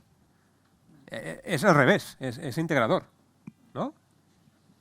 Digo yo. Sí, sí. Bueno, en la serie de Ricky Gervais, en Life's Too Short, no hay ningún problema con eso. Y allí, o sea, aquí por allí sí se hace saña un momento y allí es la serie gira en torno a eso, ¿no? Y no pasa... O sea, no, ya te digo que nunca sabes por dónde va a venir y siempre viene por el sitio más insospechado. Mira, por aquí hay otra. Cuando termináis las temporadas, ¿se la dais a ver a otras personas ajenas al equipo de trabajo para evitar problemas de estos? A lo mejor que a vosotros algo os parece mágico, súper estupendo y que es normal, pero luego os puede traer problemas de este tipo. O sea, la termináis y ya se la dais a los jefazos. Una vez está hecha. Sí. No, o sea, en todo caso se enseña y tampoco la hemos enseñado demasiado durante el montaje, pues para ver si hay cosas que nos gustan. Pero no hacemos screenings de estos, de pases con gente para que nos den su opinión. Esto no sé si lo hace nadie aquí en España, ¿no? No, se enseña a gente, se hacen visionados con... No, o sea, sí se enseñan las películas, o sea, sí pasa muchas veces que las películas, no es que se enseñen a hacerlo del screening típico, con luego un cuestionario, esto no, pero que hay mucha gente que la enseña, o sea, se ha enseñado a amigos o a gente desconocida o a familiares que no saben nada. Pero en cualquier caso no con la intención de detectar problemas o por dónde puede molestarse a alguien. Siempre se enseña, sobre todo se enseña para ver si se entiende, por ejemplo, que eso es algo que sí que, o sea, para ponérsela a alguien que no sabe nada y detectar si está entendiendo todo, si algo se le escapa, si son más va por ahí, el resto no. Y es que como siempre tampoco sabes, que esto lo hablamos el otro día, hubo una premiere en Madrid que pasaron 3 capítulos, los 3 primeros de la segunda temporada, ¿no? ¿Sí? Lo de la Noche de la Iguana. Nosotros teníamos un tercer capítulo, si lo veis, que se llama La Noche de la Iguana, que pensábamos que era el putazo máximo. Bueno, o sea, que era la risa. Era la loca. bomba, era el capítulo top. Y pensábamos que el segundo capítulo era como un capítulo de transición, que si alguien la ha visto es el de el teatro infantil, que era como una aventurita que le pasaba a Berto, que bueno, con unas entradas se perdían, había un espectáculo. Y pensamos, ya verás, o sea, se van a mostrar los 3 primeros y con el tercero acabamos en alto. Y la sorpresa fue que con el segundo, que no lo esperaba nadie, se empezaron a morir de la risa. Pero muchas risas, más de las... O sea, era como, ¿pero qué está pasando aquí? La gente pues le cayó muy en gracia ese segundo capítulo, que a nosotros nos gustaba, pero no pensamos que fuera tan divertido. ¿Y qué pasó? Que por contraste la gente en La Noche de la Iguana no rió tanto como en el segundo. Y además tiene el final más seco y frío de la serie, creo. La tercera. El capítulo de La Noche de la Iguana tiene un final muy feo. Claro, pero lo que vengo a decir es que nunca, o sea, siempre hay las sorpresas de que la gente ríe donde tú pensabas que iban a reír más, ríen menos, y donde nunca hubieses dicho que hubiese ni siquiera una sonrisa, la gente le hace risa, ¿no? Y ocurre algo cuando estás haciendo comedia, que es que a ti deja de hacerte gracia hace mucho tiempo ya. Porque el chiste o lo gracioso te hace gracia la primera vez cuando se te ocurre. En la sala de guión a veces nos reímos y tal, pero luego eso lo escribes, lo lees, lo relees, pasa por el equipo de guión de Movistar, te lo envían diseccionado, esto igual no sé qué, lo reescribes. Estamos hablando de que cada guión se hacen, ¿cuántas versiones acabamos haciendo? 10 mínimo. 10 mínimo, entre 10 y 15 versiones de guión donde se ha desmontado y vuelto a montar, se han quitado cosas, se han añadido, un chiste que te gustaba aquí lo has puesto allí. Realmente cuando llegas al rodaje tú odias el capítulo. O sea, lo odias y te parece que no hace gracia nada. Entonces pasas a rodarlo y lo ruedas todo desmontado. Entonces tampoco hace ninguna gracia cuando lo ruedas. Es que no te ríes rodándolo. Y además estás preocupado por si no llegas, por si no sé qué. Luego lo montas y bueno... Yo mientras hacíamos Mira lo que has hecho, yo cada vez pensaba que estábamos haciendo un drama, pero tipo muy jodido, muy jodido. O sea, Los lunes al sol. O sea, estaba... ¿Y esto tiene y luego lo pones y de repente lo ve alguien totalmente fresco, hostia, y se empiezan a reír de cosas que no... Esto que dice Berto tiene una derivada, que esto es trabajo del director, que no está, o en este caso del showrunner también, que estaba. Los actores que se han leído el guión y a la segunda vez que lo hacen, el equipo ya no se ríe. O la primera se ríen con los chistes, pero después ya no se ríen. Los actores tienden a payasar, algunos. Esto pasa más en televisión, ¿eh? En rodajes de ficción pasa menos. Vale. Con los actores pasa menos, se ¿Televisión? ajustan más a... En televisión sí que pasa mucho que ya lo has leído, ya le has hecho gracia, entonces la siguiente vez que sale incorpora una pequeña cojera a mi personaje. Y entonces al final ya hay tantas cosas ahí que ya está haciendo gracia a otra cosa o no está haciendo gracia a nada, pero en ficción es más complicado que pase eso, ¿eh? La gente se ajusta más a lo que hay. Pero tienes que tener mucha confianza en que el material esté bien y es muy difícil mantener esa confianza durante tanto tiempo, pues estamos hablando de un año entero natural entre que empiezas a escribir,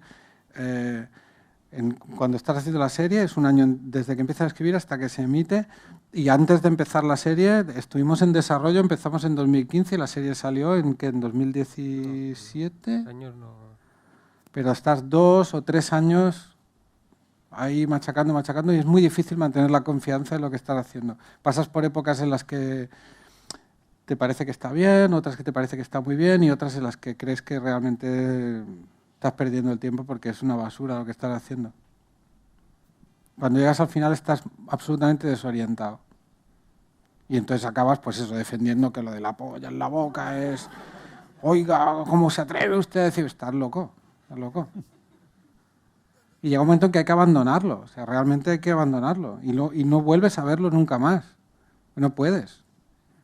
Yo hablaba con Terón cuando acabamos la primera temporada, yo le decía, ¿pero te gusta? ¿Te gusta? Y me decía, no lo sé, es que no lo sé. Le decía, lo volveré a ver, pues a lo mejor dentro de 5 años o 6 la vuelvo a ver y la volveré a ver fresco y entonces veré si estaba bien o no, pero no puedes. Es una cosa muy obsesiva. Se acaba abandonando, te arrancan del asunto. Bueno, ¿os queréis marchar? ¿Alguna cosita más? No, bueno, pues si no hay nada más, yo creo que... ¿Os ha gustado o qué? Lo damos por finalizado. Bueno, yo por mi parte muchas gracias por la asistencia, me ha parecido súper entretenido y súper divertido. Me parece muy guay poder ver las cosas desde dentro, que muchas veces estas charlas es más para hablar del resultado final y no de lo que vivís en todo el proceso de creación. Y yo creo que al público también le habrá gustado, así que muchas gracias por la tarde. Muchas gracias, Adriana.